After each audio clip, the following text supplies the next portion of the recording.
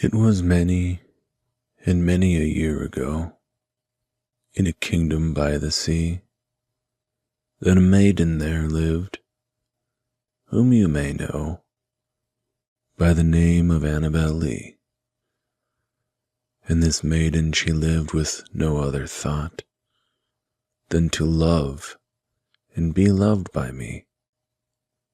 She was a child and I was a child in this kingdom by the sea, but we loved with a love that was more than love, I and my Annabel, with a love that the winged seraphs of heaven coveted her and me.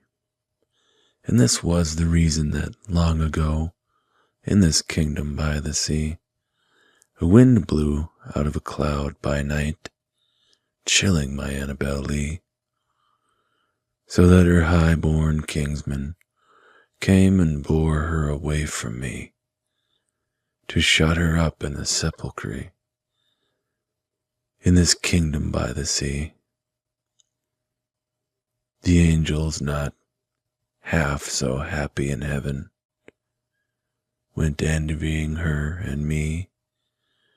Yes, that was the reason, as all men know, in this kingdom by the sea, that the wind came out of a cloud, chilling and killing my Annabel. But our love, it was stronger by far than the love of those who were older than we, of many far wiser than we, and neither the angels in heaven above, nor the demons down under the sea, can ever dissever my soul from the soul of the beautiful Annabel. For the moon never beams without bringing me dreams of the beautiful Annabel, and the stars never rise, but I see the bright eyes of the beautiful Annabel. And so, all the night tide, I lie down by the side of my darling, my life and my bride, in her sepulchre there by the sea, in her tomb by the side of the sea.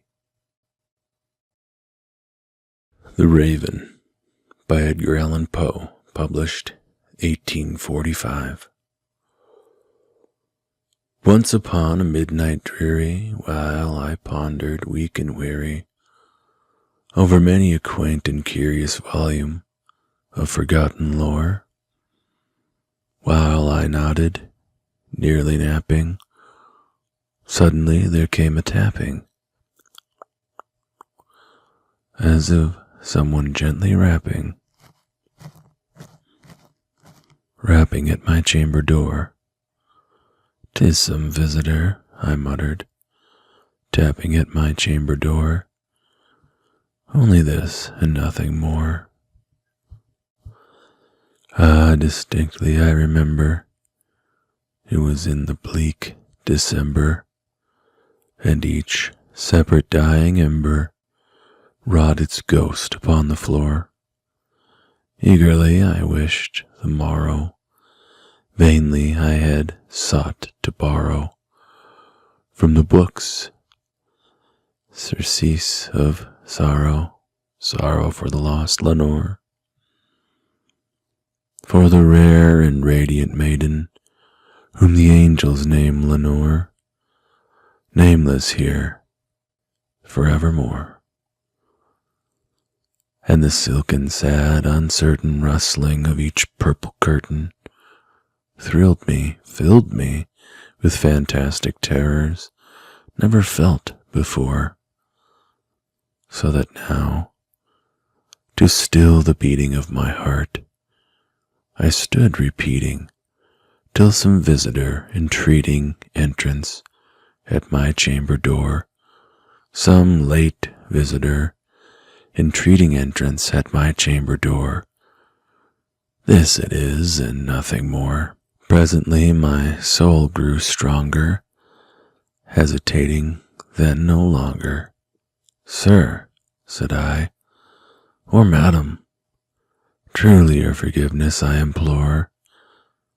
But the fact is I was napping, and so gently you came rapping, and so faintly you came tapping at my chamber door, that I scarce was sure I heard you. There I opened wide the door, darkness there, and nothing more. Deep into that darkness peering, long I stood there wondering, fearing, doubting, dreaming dreams no mortal ever dared to dream before. But the silence was unbroken, and the stillness gave no token, and the only word there spoken was the whispered word, "Lenore?" This I whispered, and an echo murmured back the word, "Lenore." Merely this and nothing more. Back into the chamber turning, all my soul within me burning, soon again I heard a tapping, somewhat louder than before.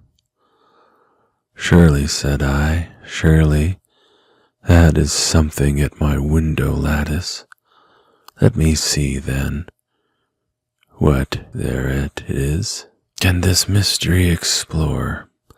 Let my heart be still a moment, and this mystery explore. 'Tis the wind, and nothing more."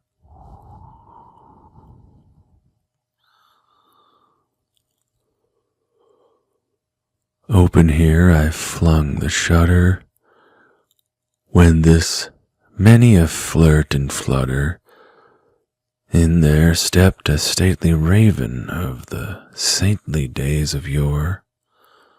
Not the least obeisance made he, not a minute stopped or stayed he, but with mine of lord or lady, perched above my chamber door, perched upon a bust of Pallas, just above my chamber door, perched and sat, and nothing more.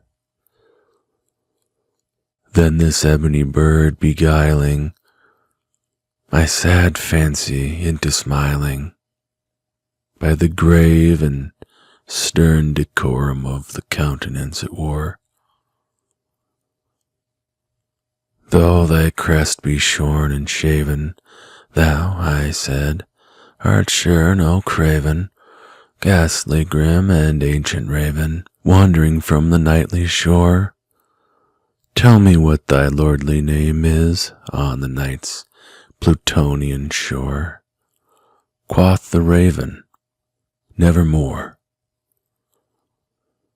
Much I marveled this ungainly fowl to hear discourse so plainly, though its answer little meaning, little relevancy bore. For we cannot help agreeing that no living human being ever yet was blessed with seeing bird above his chamber door, bird or beast upon the sculptured bust above his chamber door, with such name as Nevermore. But the raven, sitting lonely on the placid bust, spoke only that one word, as if his soul in that one word he did outpour. Nothing further than he uttered, not a feather than he fluttered, till I scarcely more than muttered, "Other friends have flown before. On the morrow he will leave me, as my hopes have flown before." Then the bird said, "Nevermore." Startled at the stillness, broken by reply so aptly spoken, "Doubtless," said I, "what it utters is its only stock and store, caught from some unhappy master, whom unmercifully disaster followed fast and followed faster, till his songs one burden bore, till the dirges of his hope that melancholy burden bore, of never, nevermore.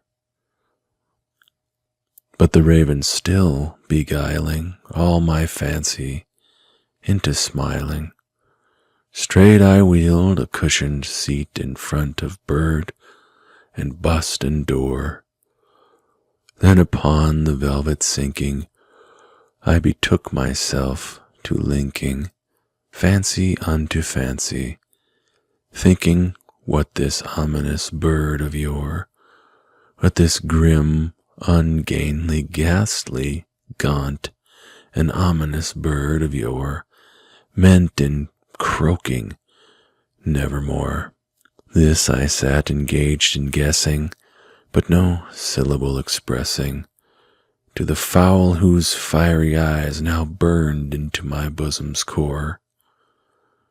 This and more I sat divining, with my head at ease reclining on the cushion's velvet lining that the lamplight gloated o'er, but whose velvet violet lining, with the lamplight gloating o'er, she shall press, nevermore.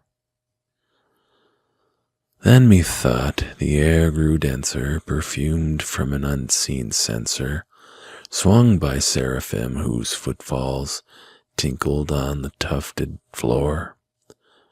Wretch, I cried, thy God hath lent thee, by these angels he hath sent thee, respite, and nepenthe from the memories of Lenore. Quaff, oh quaff, this kind nepenthe, and forget this lost Lenore.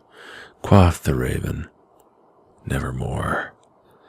Prophet, said I, thing of evil, prophet still, if bird or devil, whether tempter sent, or whether tempest tossed thee here ashore, desolate yet all undaunted, on this desert land enchanted, on this home by horror haunted.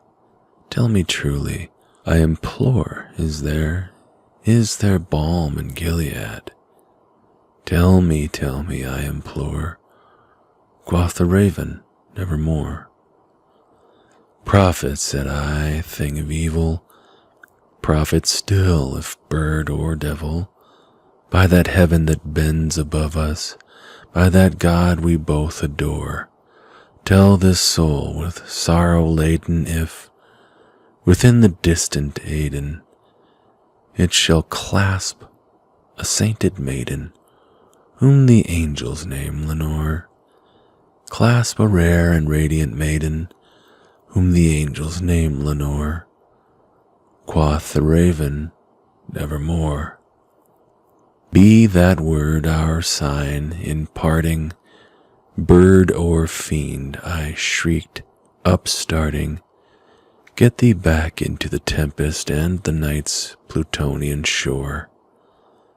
Leave no black plume as a token of that lie thy soul hath spoken. Leave my loneliness unbroken. Quit the bust above my door. Take thy beak from out my heart, and take thy form from off my door. Quoth the raven, nevermore. And the raven never flitting still is sitting on the pallid bust of Pallas just above my chamber door, and his eyes have all the seeming of a demon's that is dreaming, and the lamplight o'er him streaming throws his shadow on the floor, and my soul from out that shadow that lies floating on the floor shall be lifted nevermore.